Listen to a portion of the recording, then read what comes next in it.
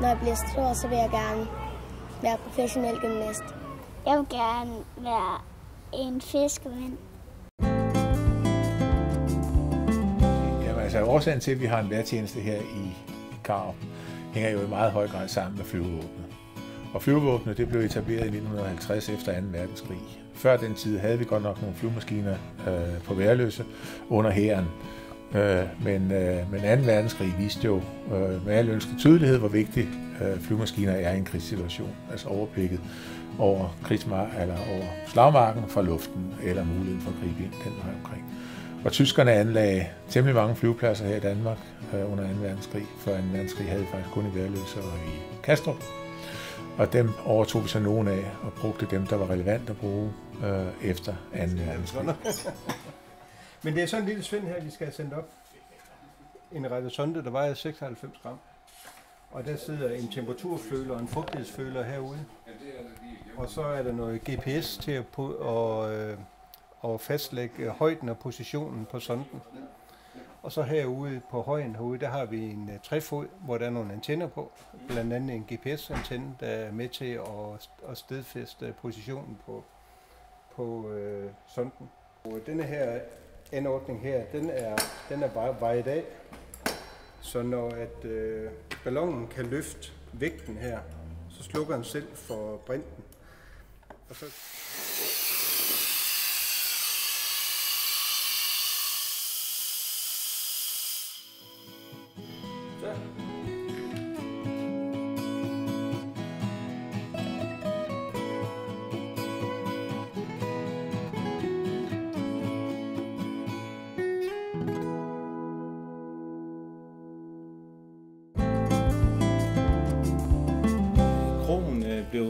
blev grundlagt i 1848, og grunden til, at der kom en kro her, det var fordi, at man skulle have en kongeprivilegeret kro på de her veje her. Og en kongeprivilegeret kro, den har 4 mils vej til den næste kongeprivilegerede kro, og det vil sige 27 kilometer, en dagsrejse med hestevogn, og det var der fra Skive til Grønhøj. Og derfor så kom der en kongeprivilegeret kro her i Grønhøj. Jo, saltstenen vi har hernede i kælderen, det er jo helt tilbage fra min tipoldefars tid. Der fandt han ud af, at den sten, der var nede i kælderen, den kunne forudsige vejret. Og det var sådan set det, de gik ned og kiggede på, hvis det nu var regnvejr, hvis nogle sten var fugtige, så kom det jo sådan nogle regnvejr nogle dage efter. Det var den måde, at man sådan ligesom havde DMI dengang. Og det synes jeg egentlig er meget sjovt, at vi stadigvæk går ned og kigger lidt på den en gang imellem. Overtro, det har vi jo en lille smule af her på stedet.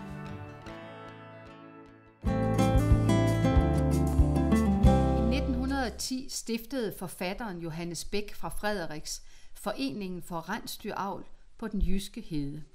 Han mente, at renerne kunne leve af rensdyrlavet på heden, og som et forsøg hentede han 5 rensdyr i Norge. Der blev lavet en fold til dem ved Frederiks station, hvor de hurtigt blev en turistattraktion. I Lapland blev der indkøbt 400 rener, som blev transporteret til Frederiks station med toget, og herfra kørt ud på heden i hestevogne. Med renerne fulgte et lappepar, der skulle passe dem.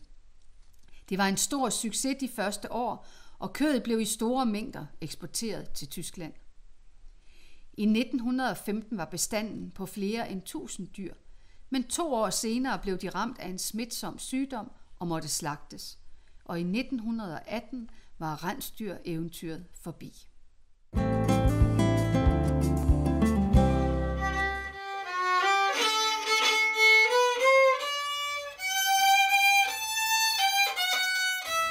Men 9. april, så begyndte vi at så gødning. Og så hører jeg, at der var sådan en mærkelig lyd. Og så gik jeg ind og hørte radio.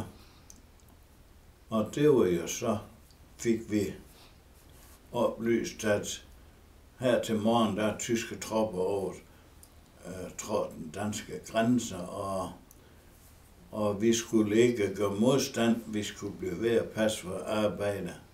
Det var både kongen og regeringen, der opfordrede til det. Vi lavede noget mere den der, var vi besat af tyskere, så var det mere, så var det noget jeg arbejde for mere. I 46, så blev det tilbudt de gårde, som lå inden for flyvepladsens område, at de kunne få tyske flygtninge som arbejdskraft. På det tidspunkt, der var der 20.000 flygtninge rundt om i lager lige ved Karup Gærhus. Nu har jeg så fået en motorcykel dengang, og jeg skulle ud og holde opsyn med gård nummer 24. Så var jeg jo jævnligt derude. Og der var jeg så en gang, der var jeg så en pige der, som jeg kom til at snakke med, og hun græd, og hun fortalte om hende flugt, og forfærdeligt det var. Og så var jeg jo jævnligt derude, og ja, vi blev der forelskede i hinanden, selvom det var strengt forbudt. Jeg vil følge dig til verdens ende. Vi hører sammen, vi to. Jeg hjælper mor med blomsterne, og jeg vil gerne arve hendes butik. Og jeg tror, jeg skal være enten eltekniker eller multimand.